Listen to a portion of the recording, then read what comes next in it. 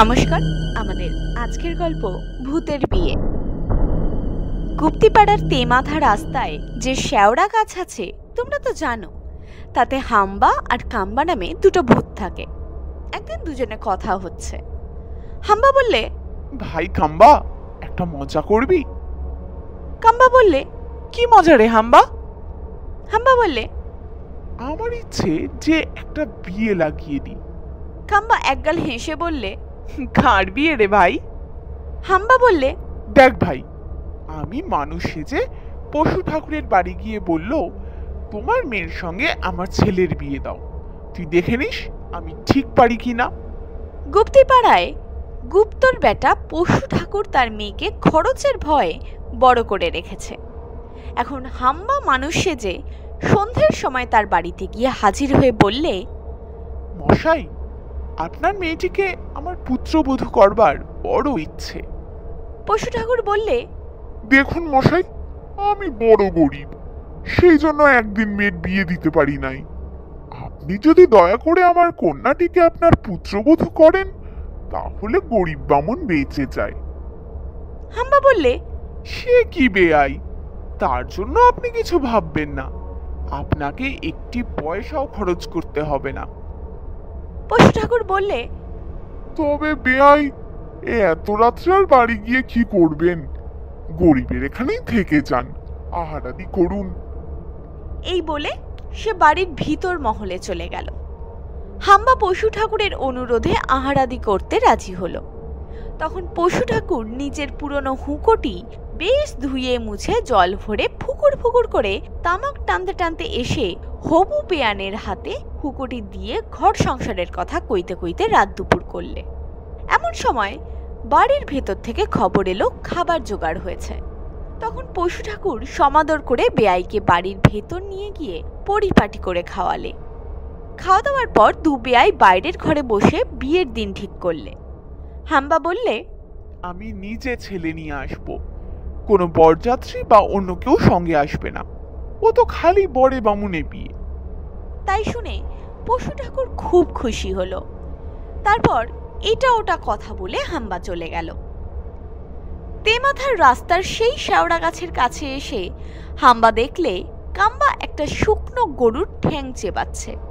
তাই দেখে হাম্বা একটু হেসে বললে, ওরে কাম্বা, বড় মজা, নে এখন আরো নিরস ঠ্যাংটা চিবিয়ে পেট ভরাচ্ছিস কেন?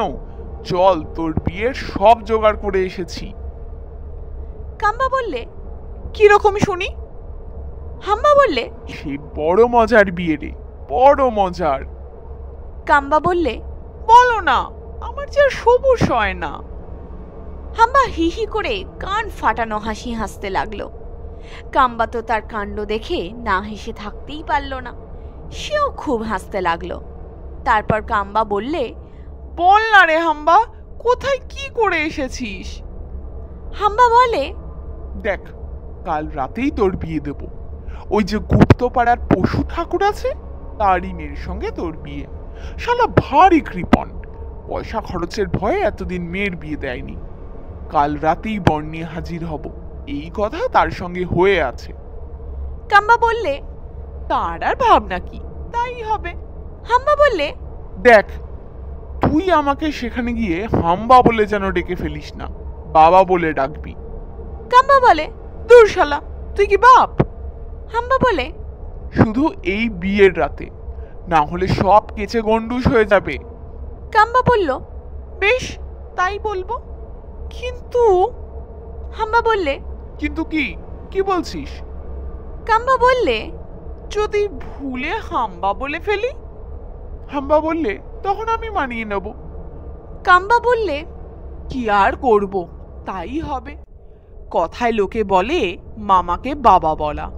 এইসব কথা কইতে কইতে রাত কেটে গেল। সকাল হলো।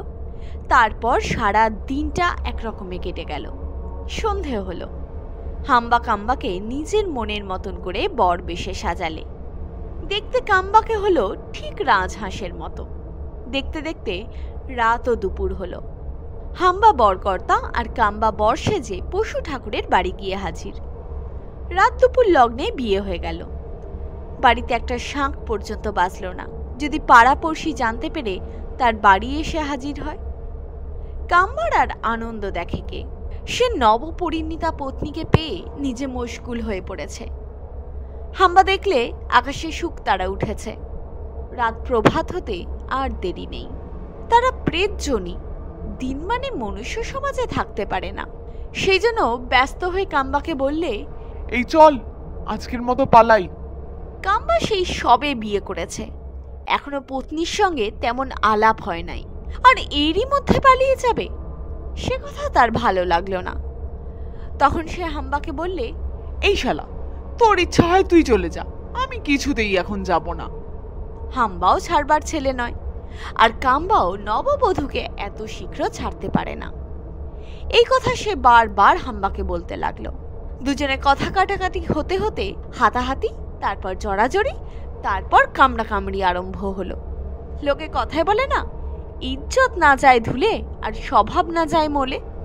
কাম্বা আর হাম্বা ভূত, তারা ঝগড়ায় এমন মেতে উঠল যে তখন তারা কোথায় কিভাবে আছে সেই কথা ভুলে গিয়ে নিজেদের প্রকৃত অবস্থা প্রকাশ করে ফেললে। হাম্বা বিকট মূর্তি ধরলে, আর কাম্বাও তাই। দুজনে হি হি হা হা হো হো শব্দে সারা গ্রাম মাত করে তুলল। পশু ঠাকুর তার স্ত্রী ও মেয়ে এবং হাম্বা ও কাম্বার সেই ভীষণ চিৎকারে পাড়াপড়শিরা তাদের বাড়িতে এসে যেই হাজির হলো, বাপরে রক্ষা করো রে, ভূতের লড়াই বলে যে যার ঘরে পালিয়ে যেতে লাগলো। দেখতে দেখতে পূর্ব দিক ফর্সা হয়ে আসলো, আর হাম্বা ও কাম্বা মল্লযুদ্ধ করতে করতে কোথায় যে অদৃশ্য হয়ে গেল তা কেউ দেখতেই পেল না। একটু বেলা হলে পাড়ার সকলে আস্তে আস্তে এসে দেখলে পশু ঠাকুর তার স্ত্রী ও মেয়ে অজ্ঞান হয়ে পড়ে আছে।